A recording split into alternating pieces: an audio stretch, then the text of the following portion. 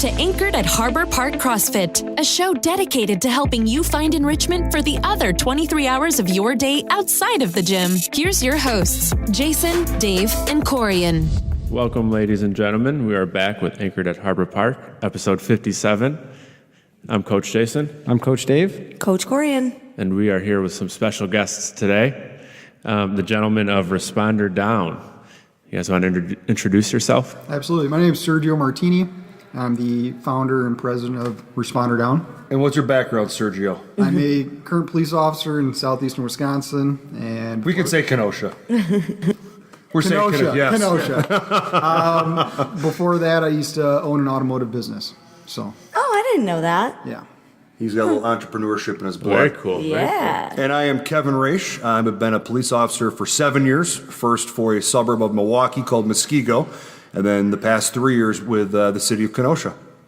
Very cool. Well, welcome, gentlemen. Welcome. Thank you for having us. Thank you for joining. So today we want to talk about the foundation, Responder Down. Yep. So tell us a little bit about what it is, what the purpose is, how you got started. Sure. Absolutely. I'll dive in. So Responder Down is a startup nationwide nonprofit for first responders. What our goal is, we aim to provide immediate financial support to the families of first responders who have died in the line of duty nationwide. You know, we cover law enforcement officers, corrections officers, firefighters, and paramedics, whether you're local, state, or federal, part-time, full-time, or volunteer status. And Sergio, can you got me on board with this about a year and a half ago. Yeah. But you came up with this idea, so maybe fill them in on how that got started, where you got the idea from. So ever since I started my career in law enforcement, which is back in 2014, I started in Lake Geneva, city of Lake Geneva. I always wanted to do something for first responders. I just felt a compelling drive. I want to do something for these guys. You know, we're not guaranteed the opportunity to return safely home every day that we work, you know. So in October of 2017, as I continue to think about this, the idea of Responder Down came about. I did some research and I saw that there was a lack of immediate financial support to the families of these first responders who are killed in the line of duty. You know, there's things like workman's comp or in life insurance, but there's an absolute delay of financial disbursement for these families. What we aim to do is provide immediate financial support right away within 48 hours so they can pay for things like funeral expenses, burial plots, finding family for the funerals. And I guess a monetary total we should talk about, you know, we aim to provide up to $12,000 to each family. And so the 12,000 number came in. The national average cost of a funeral is $10,000. So we kind of made it arbitrary with the 12,000 to go a little bit above and beyond that. So that's our goal eventually, is to give that to each and every family with funding eventually for that. And like Sergio touched on, so when one of these first responders is killed, Dave and Corn, you guys know, having been prior law enforcement, there in each state there's certain benefits that families can apply for. However, there's a delay of at least 60 days, sometimes up to a year, depending on the state.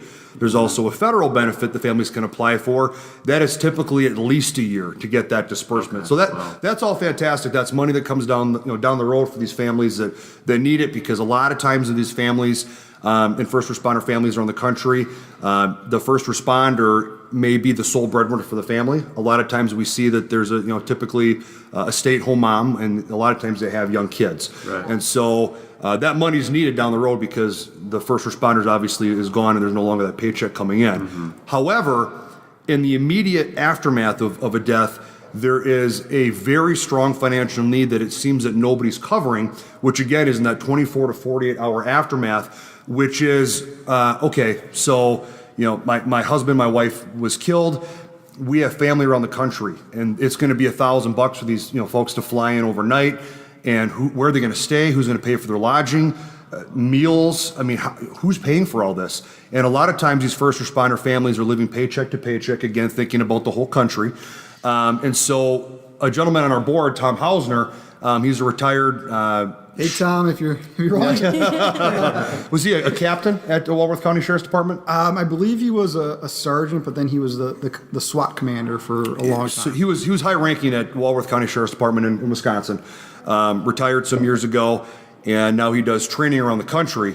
And so Sergio knew him. They worked together before Sergio started at Kenosha. So Sergio reached out, and Tom joined our board as one of our members.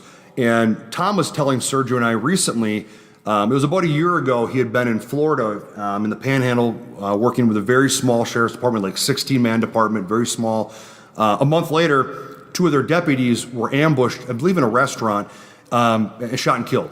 And he had gotten to know them very personally just a month prior, so he flew down there and he helped out the sheriff with this, with the arrangements. They never had an in the line of duty death, and it was obviously small department. It was chaos, and so Tom went in and tried to kind of just help the sheriff navigate it, and they worked through it together. And what Tom said is, again, seeing it firsthand, he goes, guys, the need isn't the mortgage payment in a month. It's not that stuff down the road. There will be a need for that, but there may be money for that. Again, life insurance, GoFundMe, that sort of thing that comes 4 to 6 weeks later. But he said right away, there's nobody giving money to these families. And one of the deputies had a very large family around the country. And the wife was first of all, she's grief stricken. And then there's the stress of, how do I get everybody in? We don't have a lot of money. Who's paying for this? And the county ended up footing the bill for a lot of this just because they said, let's just get these people in. We'll figure out how to, pay for that later on. But that's the need. So that's kind of the purpose of Responder Down. That's our niche, if you will. Okay. I think a lot of it is, these are sensitive subjects, but I think in the last couple of years, unfortunately, with the line of duty deaths just skyrocketing, it's more and more things that people want to talk about before it's too late. And I think that it's great what you guys are doing. Nobody wants to talk about this, but it's a reality and it's going to happen. So getting these things set up ahead of time is really, really crucial. And it's one of those things, and we see it, with victims of crime. Nobody expects it to happen to them until it does. Right. And for the spouses and loved ones of law enforcement, firefighters, corrections, and paramedics that are out there, in danger with their daily jobs, you don't want to think every day, what if, but then all of a sudden it happens, and it's just, again, talking to people that have been through it, in that immediacy after it happens, it is chaos. And obviously the loved ones are just in shock and grief-stricken. And so the goal of Responder Down is to at least alleviate the financial stressor so they can focus not on money, not on logistics of who's paying for all this, a lot of times funerals aren't fully covered. And that can go to the family as well. I'll talk about that in a minute, but again, our niche, our purpose is take away the financial stress so they can focus on grieving, and that's it. That's all they should have to worry about. And one story, but we're going to ask a question? 2 questions. Sure. Have either of you been impacted, personally by a situation like this? I started my career 7 years ago when I was 22. And one of my best friends who worked at a police department, we both got hired at about the same time at different agencies. And he, actually a guy that I work with at Kenosha, we all went to college together, the 3 of us. He called me one day out of the blue and said, hey, our friend committed suicide. And so I was one of the pallbearers at his funeral, obviously very emotional. And so that wasn't in the line of duty. However, it was still a full police funeral. Mm-hmm. And so I had that experience, again, being really close to my friend. Right. And so, I also attended the funeral for Officer Jennifer Sabina, the Wauwatosa police officer, Wauwatosa, Wisconsin, who about 5-6 years ago, on I think it was Christmas Eve, was murdered on duty by her husband.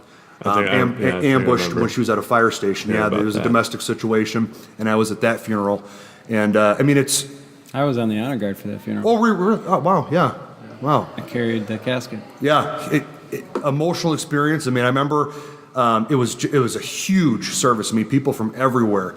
It's great to see. It's such a tight bond in the law enforcement community and the fire community. Mm-hmm. We really come together after one of these deaths. Right. That one was hard because I used to work up in Milwaukee, and I knew all the Wauwatosa Police Department. You were an officer up there? I worked security up there. Okay. And I knew all of the Wauwatosa police officers, and a couple of my friends were hired on there. Sure. So when I heard that, I didn't know her personally. Yeah, but still close to home. Yeah, and it was when it happened, I was because I was on the honor guard, I'm like, I have to help out any way I can, and I was on the honor guard for that one and carried the casket and helped with all that. But it was tough because I'm seeing all my friends that I knew, and they knew her personally, and that was probably one of the hardest ones. Yeah.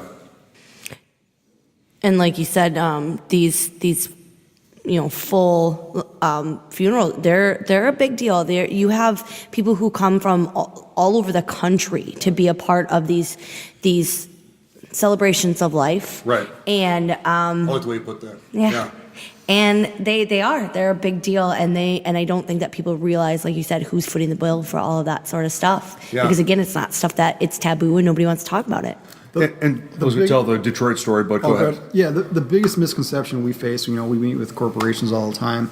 It's that because you're a first responder, the automatic response is thinking that, if you die in the line of duty, it's automatically covered. It's not the case. One thing, a major thing, and why Kevin and I are doing this, is there's no national organization doing what we're doing. There's smaller organizations that, in a certain county that might cater to law enforcement or firefighters, but on a nationwide basis, Responder Down is the only one.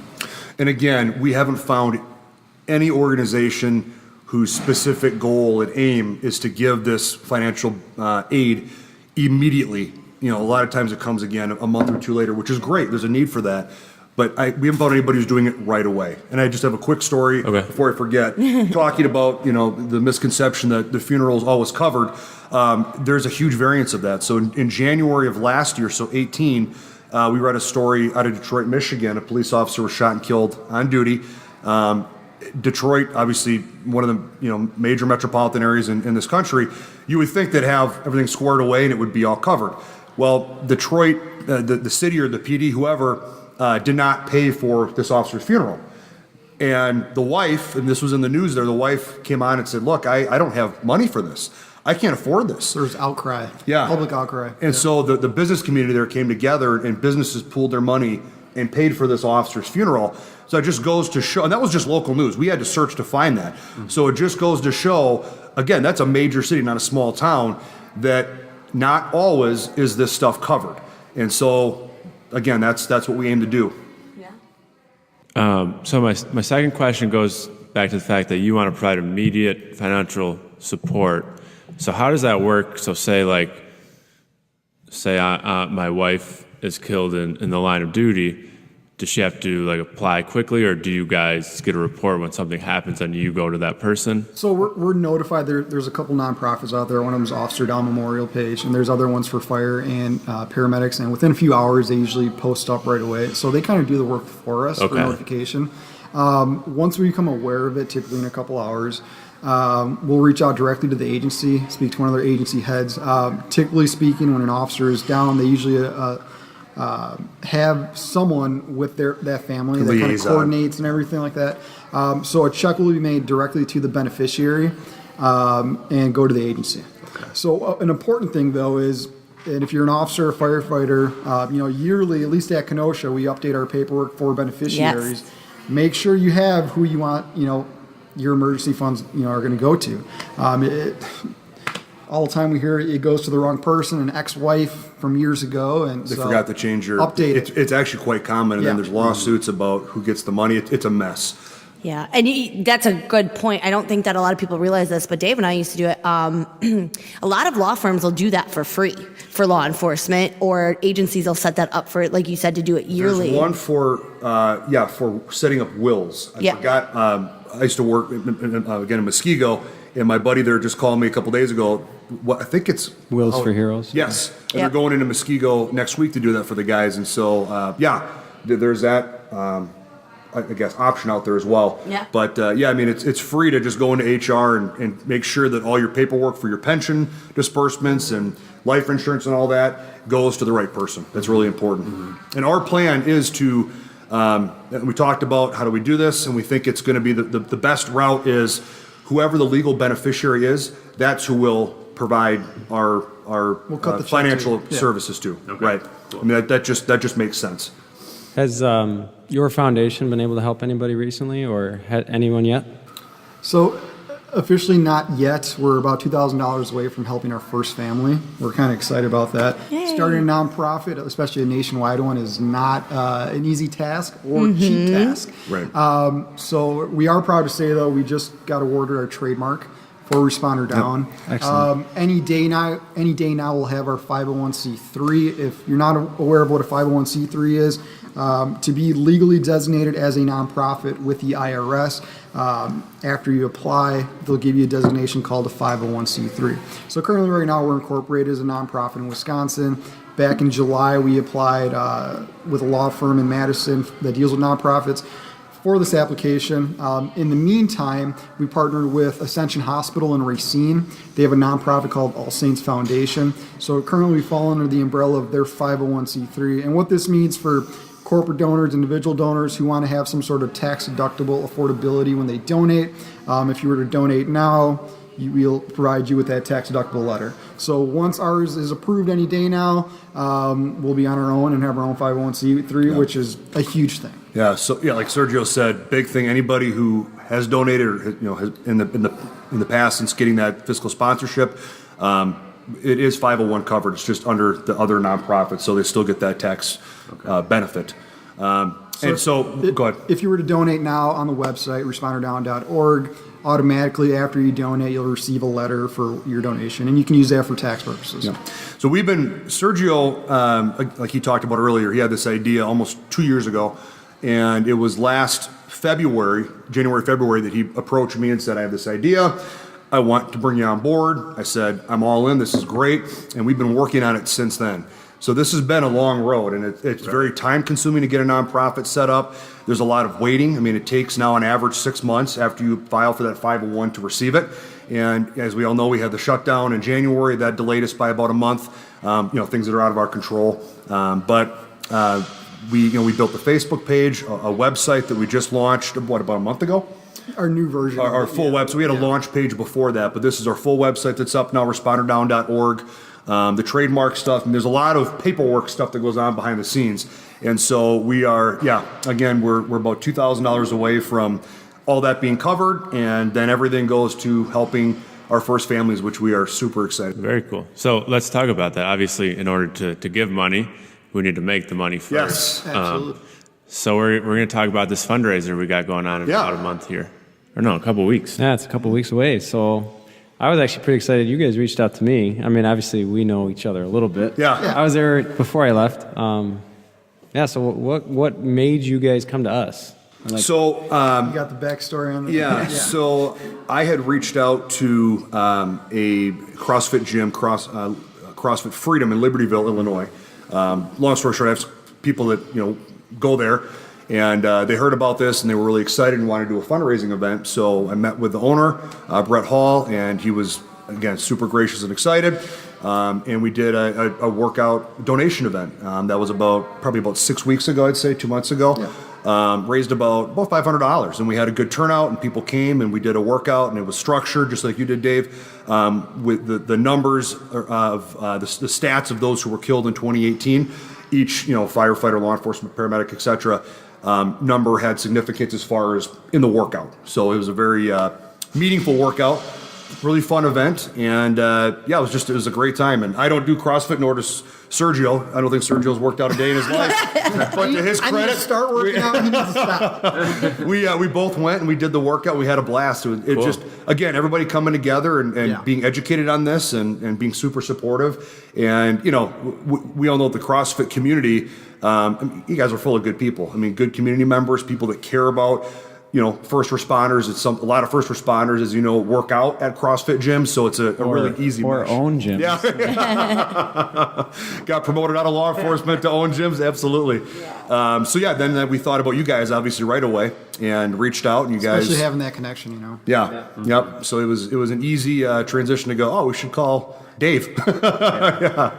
Well, no disrespect to the guys at CrossFit Freedom, but we're hoping we can blow that $500 number out of the water. Well, you guys love competition, right? We've already raised more than that, just so you guys know.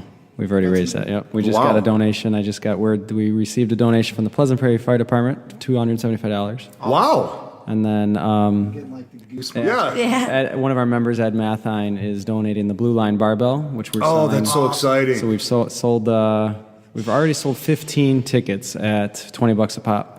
Wow, awesome. Yeah, that's great. So if We're anybody's doing this for the first time, so we're excited. If anybody's This is great. listening to this one, we are selling. We're selling tickets to this raffle. We're only selling 50 total tickets to the Blue Line Barbell from Rogue. It's an Ohio Pretty sweet bar. looking barbell. Yeah, and so 50 tickets, $20 a ticket. You can buy as many as you want. So if you want to, just send me an email, coach.dave@harborparkcrossfit.com, and then you can tell me how many tickets you want.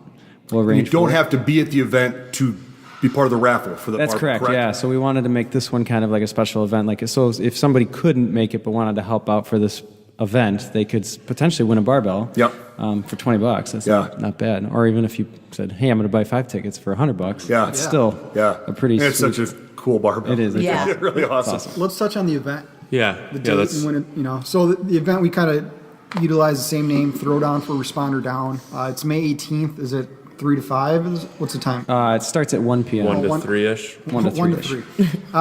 Tickets can be purchased on, we have a link on our Facebook page at Responder Down. It's for Eventbrite. General admission was it $25? Yep. And then $50 will net you a T-shirt and general admission. We're kind of wearing the shirts What you today. guys Yes. are wearing. I Yes. don't know if you guys can see them. And Sergio, who made these shirts for us? I feel like you might be in the room. Boxstar Apparel. Yep. They're Very a premium cool. Thank blend you, guys. T-shirt. Yes. Yep. We got these are nice shirts. Good quality. Yeah. Premium blend is the name of the Yep, material, yep. I believe. I've been wearing it all day. Super comfy. There's I can't instructions. put normal cotton shirts on anymore. No, They're, I'm bougie. I go. I'm up. bougie. can't do that. Love it. Well, there's instructions if you want to purchase that type of ticket. It tells you on how to get sizing and whatnot. Yeah. Yes. Right on. Well, most of us CrossFitters, we all use Eventbrite, so we kind of know that stuff. So once you get set Eventbrite, I was like, oh, that's perfect. Awesome. But yeah, it's on the event page too that we're linked on. Yes. So yes. I noticed that right as soon as you go on Facebook, if you find our events, it asks you right there to buy tickets, and it links Great. it right through Eventbrite too. So Great. And you have to buy a ticket before attending. There's no tickets at the door or anything like that. So yeah, we're not doing that. Yeah. So take Now- the moment to go on Eventbrite. Is there going to be a finite number of tickets or no? Like if when someone I create- forgot, they could go on Eventbrite when yeah, they get there. right away. Okay. I think there's like a number cap, but I think you can adjust it. Right. Yeah, correct me if I'm wrong, guys. We don't have a max number Right, that no, can no, come no. to the event. Just No, for we'll make it just for work. selling, the barbell specifically, Is raffle the limit, tickets. yeah. Yes. Okay. Again, like you said, if you show up the day of, you can go on Eventbrite at the door and buy a And ticket. take That's care fine. of it there. Yes. Yeah, I'm gonna tell you that that's probably what's gonna happen. We assumed that. Yeah. Yeah. The problem is the T-shirt though. Like they're not gonna get this. Well, Right. maybe they will. Well, we talked about doing that. If we get their sizes, we can still get them printed, and then they can come here and Yeah. pick them up Yeah, when they come yeah, in. yeah. You can come to the gym and pick them up.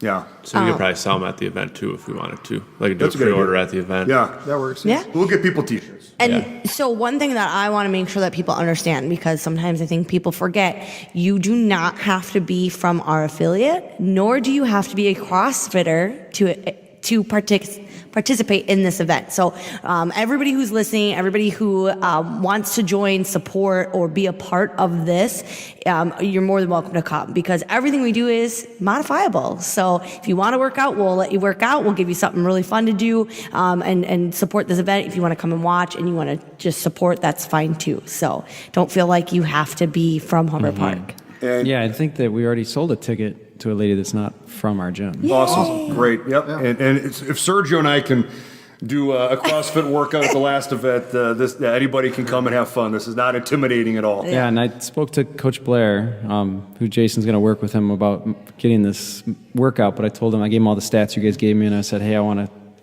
work on the stat. Let's make the reps for the workout associate with the, Yes. the Makes stats. it extra significant. Yeah, exactly. That's, And then that's great.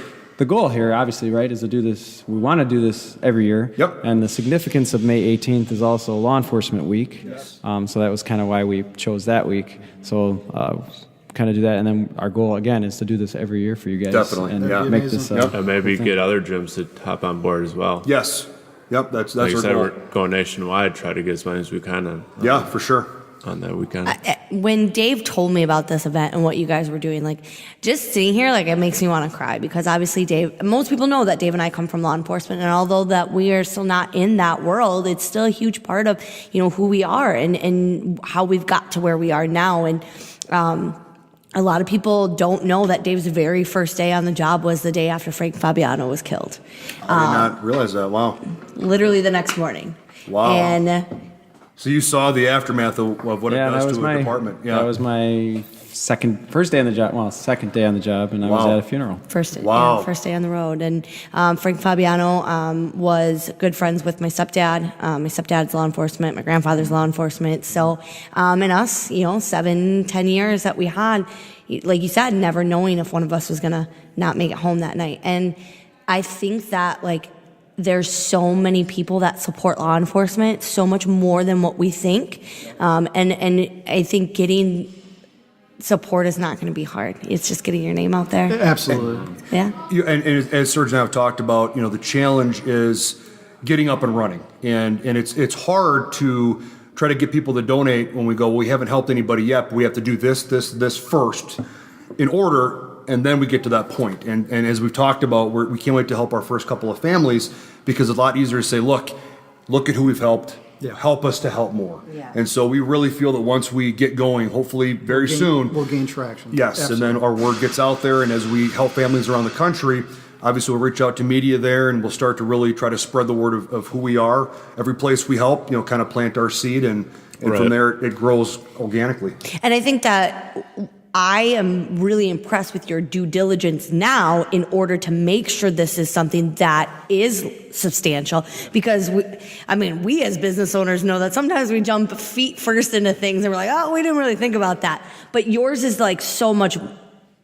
there's so much more good that can come out of it, or bad if it's not handled properly. Yes. So I know that it's hard for you guys now, and I greatly appreciate it. But this legwork, like you said, is just setting that platform for everything else then to be in place and just not have to be worried about later. Absolutely correct. Absolutely. Yeah, Yep, we wanted to build a good, steady foundation, and especially in the nonprofit world, there's so much oversight and accountability is so important. Where every dollar goes matters, because these aren't dollars that we're not creating by a product or service that we can spend however we want. It's our money. This is money from everyday people that are going, hey, I'm going to give you this money, trusting that this goes to where it needs to the families. And so we take that very seriously. Well, from the start too, I told Kevin, we want everything to be professional. We have to be professional, and it just has to be professional. Yes. So from the start, we went directly with an attorney that deals with nonprofits only specifically. She is set up for our 501c3. Now for the trademark, we went and dealt with another attorney that deals with just intellectual property. Yeah. So we want the best of the best to give us that foundation. Yep. That's awesome. I love it.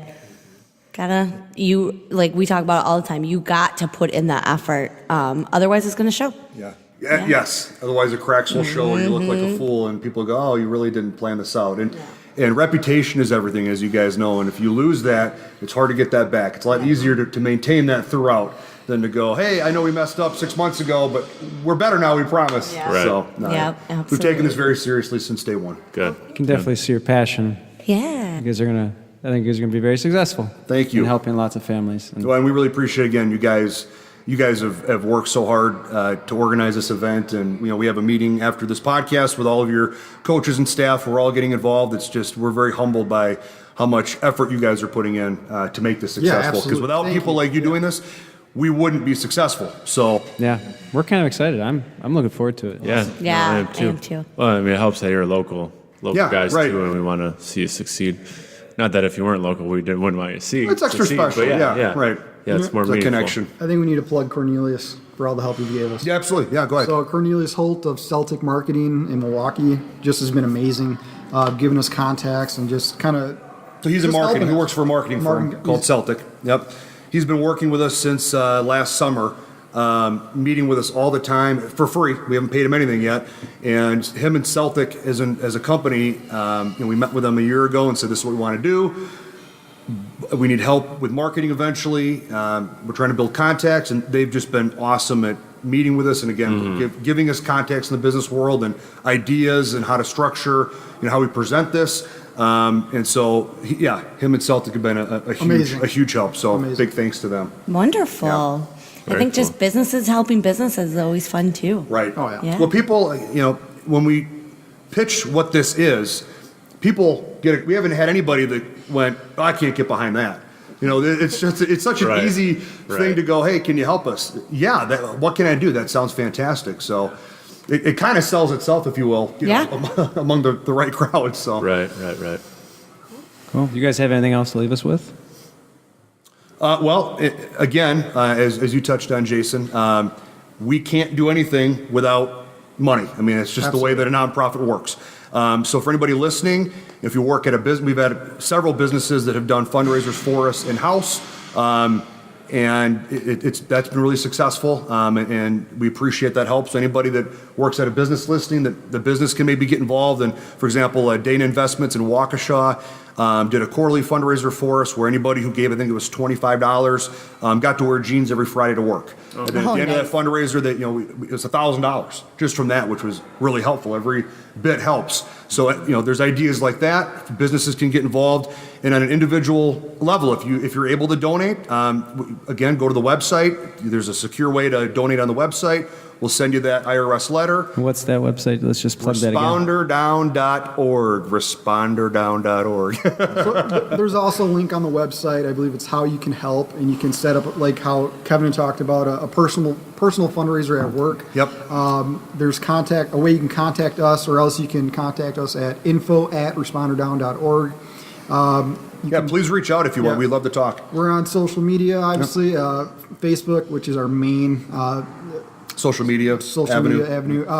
At Responder Down. We're on Instagram and LinkedIn and Twitter. You can go to our website, donate. You can donate from Facebook. And please spread the word. Absolutely. Like us, share it, subscribe. Exactly. Mention it to your loved ones, anybody that you think could get behind this. Help network for us. We really appreciate that. That's how we're going to be successful. This podcast comes out before the event, correct, Dave? Yes. Yeah, that comes out this Friday. All right. Facebook or CrossFit folks, I know a lot of you guys are your own business owners as well, and so we are going to be doing a lot of prize donations and stuff like that. So if you want to, I was gonna say, are we gonna do like a silent auction? Yeah, we have some silent auction things that we're planning, and we have some other gifts that we are planning for the day of the event. So if you, I know you guys all have your own business. If you want to donate anything, just contact me or Dave, coach.dave.